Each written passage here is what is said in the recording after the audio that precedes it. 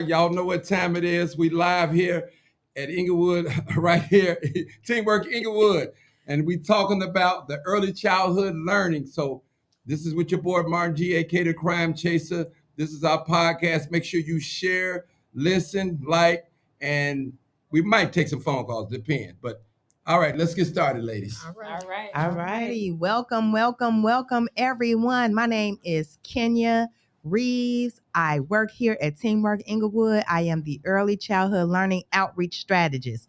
So when it comes to early learning programs and making sure that these seats are filled here in Inglewood and beyond, I am that person to make sure that our little ones have the education that they deserve here in Inglewood. April 7th is the application for early childhood, meaning if you have a 3-year-old, 4-year-old that's potty trained, right now it's CPS as well as community-based organizations as well as daycares, childcare centers. It's time to enroll that little one in the early learning program. Again, the application starts April 7th. So make sure you are proactive and enroll that little one. On March 20th, here at Teamwork Inglewood, we are actually having an early childhood learning, everything families need in one location event. It is from 10 a.m. to 2 p.m. here at Teamwork Inglewood. Again, come. If you have a little one ages 0 to 5 years old, we want to see you here at Teamwork Inglewood, 815 West 63rd Street on Friday, March 20th. Stop by anytime between 10 and 2. Even if they say, hey, what's your income? Are you in that poverty level? Once upon a time, if you made minimum wage, it disqualified you if you work 40 hours a week. But guess what? Even if you work 40 hours a week and make minimum wage, now you qualify. So make sure you still fill out that application. I want to turn it over to these lovely ladies, and they're going to do a brief introduction of themselves, and then we're going to start with the questions. All right. Hello, everyone. My name is Daphne Williams. I am the owner of Smarty Pants Early Learning Center located in the Bronzeville community.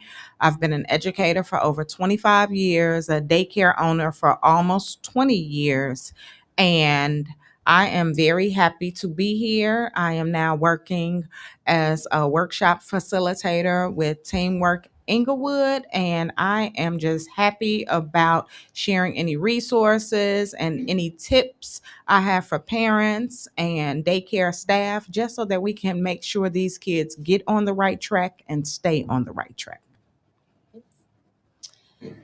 Okay, well, greetings, family. I am Miss Latoya Thomas. I am a early childhood educator. I've been in the early childhood education field professionally for about 15 years. I am excited to be here to speak with you guys on the importance of early childhood education because it is very important. And I'm happy to be here. So thanks.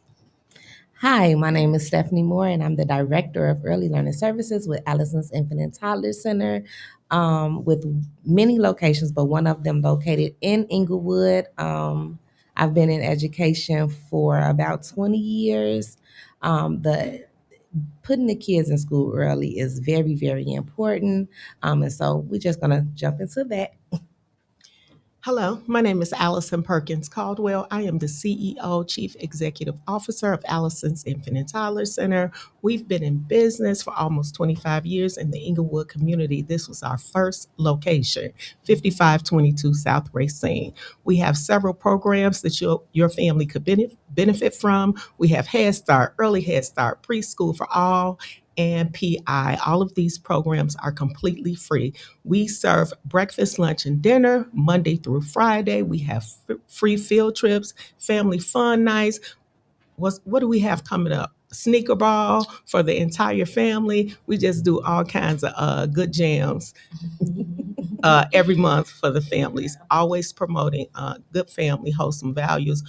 Speaking on the importance of early childhood education, we know that brain development happens most rapidly from 0 to 5 years old. So making sure that your child is in a high quality school is really important for their development throughout life. I'm just so happy to have been invited today. Yes. Ladies, thank you so much for being here. I know you kind of answered my first question, but I'm definitely going to throw it back to Ms. Daphne.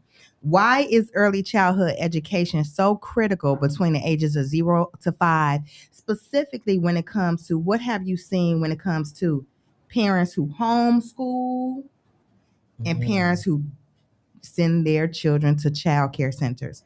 Why is early childhood education so critical between the ages of 0 and 5, Ms. Daphne? Well, like Allison said, it is crucial that it's such a strong, serious time for brain development between 0 and 5. But so for me, in my opinion, I've met some parents that miss the mark when they say I'm homeschooling or I'm keeping my baby home with grandma. I'm scared to put my child in daycare. You hear all of the reasons, or it could be the financial strain. But like Allison said, she has all these wonderful programs that are free of cost that parents in the community can take advantage of. But for me, it's so important to make sure the kids develop a love of learning early on. So you have to make sure you have this fun program where they are, singing, dancing, doing hands-on activities, science projects, all of the things so that they'll think school is so fun. Because once they go to elementary school, it's a little different. But if you set that foundation and they love school, they'll be excited and they will be able to navigate through elementary school, because we all know that a lot of the CPS schools present a lot of challenges. Let's just be for real. But you want your kid to walk into that classroom knowing that they are the smart kid. And if you set the foundation from 0 to 5, they will be the smart kid. All righty. Now, Miss Latoya, being a kindergarten teacher, what differences do you see in children who are enrolled in structured early learning programs? Well, being a preschool teacher, I see the difference in the aspect of, let's say, the environment, right? If I look at when I was an infant teacher, as opposed to when I am a preschool teacher or Okay. kindergarten teacher, right? I think the structure and how the teacher, um, however the teacher feels about the structure of how she wants to perform in that class, you kind of like get that off on the children, right? So for me, I try to structure my classroom very comfortably, very spacious, very child friendly. I'm an exciting teacher, so I may be like high spirited. I know how I feel comes off on the children and how I walk in the classroom. I know that's what set the foundation and the structure for the children. So I come into the classroom with a positive mind, and I make sure my classroom is structured to where it fits the child's needs mentally, socially, physically, in all those areas that need to be fit for the child. All righty. And that is important. The way the child feels about their teacher Yes. is Yeah. definitely important. Okay, Miss Stephanie, how do early childhood centers identify developmental delays? Okay, so we do a lot of different things. A lot of times it's basically through observations, as well as a parent can show concerns as well, or voice their concerns. Once the child gets comfortable, we observe them for about 45 days, and then of course, we're documenting everything, and then we bring it to the parent. If with the teachers and the co-teachers also have a discussion and say, okay, this is what we are observing. This is what these are the milestones that they should be facing this or passing. And then we have conversations about it, and then we present it to the parents like, hey, this is a concern that we're having. How do you feel about it? If they agree and it's a overall consensus, then we move forward to get the ball rolling to get the children evaluated. And that comes in handy. The earlier, the better. Okay, parents, the earlier, the better. Absolutely. Me being a licensed paraprofessional working in the education field for 19 years, I must say, once they get to high school, like where I dealt with them, a lot of things could have definitely Yes. been made smoother if it would have got addressed even as early as in daycare. Miss Allison, can you explain how special education support, speech therapy, and behavioral therapy works in early childhood learning? Okay, so as Miss Stephanie began to explain, what happens at Allison's is that we have an education team, and if we feel that a child has a concern, the child is observed for 45 days. An assessment is done. We have a what's called a intervention meeting with the parent, with the education team. There's a psychologist. There is, depending on the delay that we suspect. If it's a speech delay, we'll have a speech therapist, a nurse, and of course the teacher and the parent. Then we'll all discuss, we've all completed an assessment. Each of those professionals and the parent have completed an assessment about the child.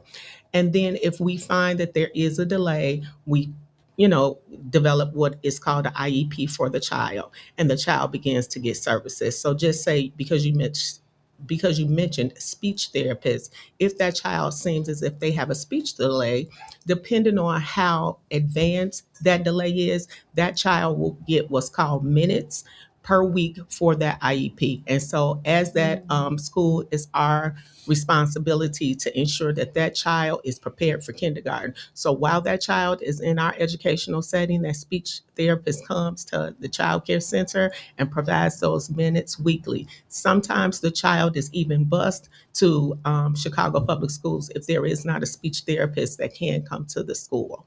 So I would say that sometimes parents, you may think that IEP starts in elementary school. It can start at their child care center. Right, as And you early have as 3 years old. See, as early as 3 years old, and you have to advocate for that little one, okay? And sometimes don't take offense when that professional is observing certain things regarding your little one. Again, early intervention. Miss Daphne, Yes, ma'am. why is early intervention so important instead of waiting to elementary school, in your opinion? That's a great question. Why would we want to wait? And especially in an early learning setting, it's smaller classroom sizes. You can give more hands-on. It's easier to bring in, like Allison said, to have all of these people on your staff, because they can get, if you go to CPS and that's your first opportunity to get services, you can really be that little fish that gets lost in the pond. But, and like we said, 0 to 5, that brain is working. So a lot of things can be fixed, or they can get services so that they can adapt to different learning environments. But if you wait, your child is going to be lost. And who wants that? It's too hard to fix a broken child. Can I piggyback on that? Yes, you can. Okay, and just like everything that Daphne said was correct, but to answer that question, special education works. Special education works. Everybody needs an IEP. Each and every person has a challenge. Myself, this person, that person, everyone has a challenge. Like, man, I wish I was great at math. Wow, I wish I had an IEP that addressed my math issues. Or I wish I was great at science. I wish I had an IEP. I had some minutes so somebody could address my science challenges. So just don't look at it as if someone is, there is a stigma associated with special education. It's actually a bonus to be pulled out of a classroom, or for someone to be pushed into your classroom and to actually sit with your child and to explain something one-on-one to your child. Because really, that's all it is. Someone is giving your child extra attention. That's really all special education is. So let's make sure that we remember that that's all it is. It is no stigmas. It is no stigmas. And I just want to say, if you are a parent and you have your auntie, uncle, brother, that family, friends, neighbor network with Action for Children, it is nothing wrong with that. We hear again, every fear in the world. Hey, I don't trust the child care facilities. Hey, I just don't know them. You could go and visit them to be comfortable with them. You could send them half days. Yep. Okay. And you Mhm. can still get money from Action for Children, even if you send them half days to school. Listen, everyone, April 7th is enrollment. Enrollment begins April 7th. We want to make sure that you are doing a due diligence to your little one by enrolling them in an early childhood learning program near you. We have some in Bronzeville. We have some right here in Inglewood, in a short walking distance from your home. So a lot of times you're like, oh, what about transportation? A lot of these facilities have transportation. You just never know until you try. What advice, and any one of you can answer this, or one or two, what advice would you give families who think my child is too young to go to a school? I'll answer that. My first question is why? Why do you feel like that? Again, like I said, the earlier the better. Being in a child care center as opposed to being at home, your child is interacting with other little people their size, little people their age, little people that understand their language or whatever their language may be. And then they also they get the socialization. They learn how to share. They learn how to self-regulate. They learn, to be honest, they learn a lot of different things from their peers. Potty training. You can have a 4-year-old, like I cannot get this child to potty train, but they're at home. Whereas opposed to they see somebody their size, their age, going to the bathroom. It's like, oh, okay, well, my friend doing it. I'm gonna try to do it like my friend. So I think that's one of the pluses of starting early. Because they're with people their size and age, and it makes them feel more comfortable. That's definitely a good one. Anyone else? I'll chime in. Another plus to getting your child into the schools early is the positive self-esteem it builds, the cultural identity it builds. Oftentimes when they're at home, they're not going to get the cultural awareness. They're not going to get the self-esteem. They're not going to get the cognitive development. And to what Miss Stephanie just said, seeing their peers that's their size, specifically for potty training, like right now as a preschool teacher, I have students that are being potty trained, and the fact that they can go into the bathroom and look over at their peer, like, oh, that's how you do it. It's something they may not get at home. So there are many advantages to putting your child in school at an early age, but just the basics is just, like I say, cognitive development, language development, social emotional development, all type of things. So those are just a few. Yeah, and that let me just say one thing that you do learn from your peers. Like even when I don't want to go to a negative place, but even when you have a child that may bite or may hit, and then that friend expresses, "Hey, I'm not going to be your friend if you continue to hit me." That child learns how not to hit. Yes. That child learns how to bite, because sometimes children get frustrated. And that's where biting comes from, frustration. Whether it's, you didn't get the toy you wanted, or you may not have been able to communicate in a way that you wanted to communicate. Your peer can teach you, okay, I need you to calm down. And if you continue to bite me, I'm not going to be your friend. And those conversations happen in the child care center. And when children hear those types of things, they stop the biting, they stop the hitting, they stop the fighting, because they want to be, I want to be your friend. I want to be your friend. I have a question. Yes. Do you guys offer transportation? Yes, we do. We Okay, do. Let's talk about that. Is that included in the price, or how that works? Okay, so we offer bus cards. We are a Head Start, a federally funded Head Start. So we do offer bus cards for our parents. Okay. Mhm. So, hey, also, besides bus cards, it is tons of child care centers who may have a connection with an outside transportation organization. So don't be afraid, like, oh, I don't have transportation. You never know until you ask. You never know until you ask. Speaking of that, Miss Daphne and Miss Allison, let's start with Daphne. Are there any financial supports right now available to families who think they cannot afford childcare? Absolutely. So I am not a Head Start center, but like Allison said, all of her things are free that parents can take advantage of. But CCAP, you can go to Illinois Action for Children and fill out um, the application, and you can go online and see what the salary or the wage requirements are if you meet those. But then it's the TANF program. Like right now, I have 2 foster kids, and the state pays for their tuition. So it's different things out here. At different times, we offer scholarships. So you just got to call around and ask. And any center that you call will gladly let you know any type of program or incentive that they have for enrollment. Anyone will let you know. Yeah. We are going to begin to slowly but surely wrap up this podcast.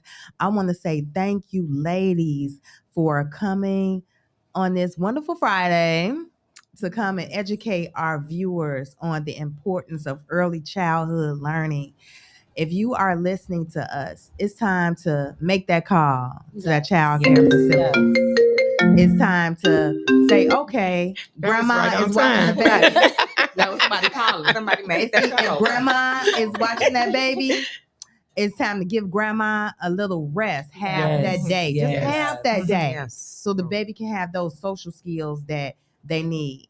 Really quickly, we're like on a 3-minute end time right now, but Okay. Yeah, Where- go ahead. 5 more minutes. Okay. Okay. Where do you see early childhood going in the next 5 to 10 years? More technical? Where do you see it going? Technology is integrated in the classroom. In all of our preschool classrooms, we do have smart boards, we have iPads, we have computers for the children to use. They can use all those technology devices. It's integrated, even through our art, our music, language development, our Mhm. math, our science. We do that every single day at Allison's. So I see these children, they use a smartphone, and my generation, the type of phone, my phone was on the wall. I dialed a phone like this. With the long cord. But now Uh-huh. you see infants. I mean, you see 1-year-olds with the phone. Yes. Like you see Oh, yes. 1-year-olds, Yes. infants with phones, try and to they are take it. right, and they are watching Gracie's Corner. They can manipulate a phone. They Yes. understand how to get through YouTube. So I know that technology is really big in this century. So it's everywhere. It's unavoidable, and our children use it each and every day. Parents, make sure you are very vigilant with those parental controls. Social media is not Facebook's problem. It's each parent's responsibility Absolutely. to monitor their Yeah. child's social media and what they do on the internet. Ladies and gents, if you are tuning into this podcast, April 7th is the early childhood learning application opening. We want you to go ahead on and make that happen for your little one. Enroll them now in a quality early learning program. Ms. Daphne, do you have anything to say regarding how you see early learning in the next 5 to 10 years? Oh, I definitely see it being very much technology driven, just because that is just the sign of the times right now. Um, we have iPads, but I'm the old school teacher, so and I'm a kind of keep it that way. Um, Whereas we doing handwriting, we doing this, we doing that, and I let them use their iPads because I feel like that's all they do at home. I feel like they come to me for a different experience. Those kids, I had to ask my parents to stop letting their kids walk in with phones and iPads because they falling out when I take it and I want to Yes, start their yes, day, yes. and that's not Mhm. fair to me Yeah. or Or my the- teachers. Or the other So students with I just disrupting. want to kind of make sure that I'm still giving that personal human touch Mhm. and just making sure it's a really good balance. Balance is important. Yeah. I want to say thank you as a staff member at Teamwork Inglewood. Here at Teamwork Inglewood, not only do we care about early childhood learning education, but here we have youth programs here. We have expungement and sealing programs here for the family members. We have programs here for women who may need employment and for those who need housing. So please don't hesitate to stop by our office. We are located at 815 West 63rd Street. We're on the second floor. Come on by Monday through Friday and come learn about what Teamwork Inglewood has to offer. You can always call us too at 773-488-6600. Again, Teamwork Inglewood, 773-488-6600. See ya. Definitely. Hi, this is Allison, and we're Allison's Infinite Tolerance Center. We're located, our Inglewood location is 5522 South Racine. Please call us at 773-436-3193. Again, that's 773-436-3193. One more time, 773-436-3193. Also, check us out. Go to our website, www.allisonschildcare.org. We're waiting on you. And we are currently enrolling. So if you decide right now you would get the itch, you can come and see us. We are enrolling right now. And guess what? If you mention you saw us on this podcast, no registration fee. You guys It's hear that? absolutely free. No registration fee. So come on by and see us. Awesome. Last but not least, Smarty Smarty Pants. Pants Early Learning Yes. Center. We are in the Bronzeville community. We are located at 710 East 47th Street, 1 block west of Cottage Grove. You can call us 773-675-4420, 773-675-4420. Our website is www.smartypantselc.com. All right, you already know what it is. It's live, uncut, unedited. Tell the truth and what? Shame the devil. All right, make sure you guys support. I'm going to be posting their flyers on my page, so be looking out. So ladies, make sure you guys text me, email, whatever. I'm going to post them ASAP. So I want to thank you. I want to give a shout out to Mark Mitchell for allowing this. Using me, myself, Martin Johnson, aka the Crime Chaser, Teamwork Inglewood in the house.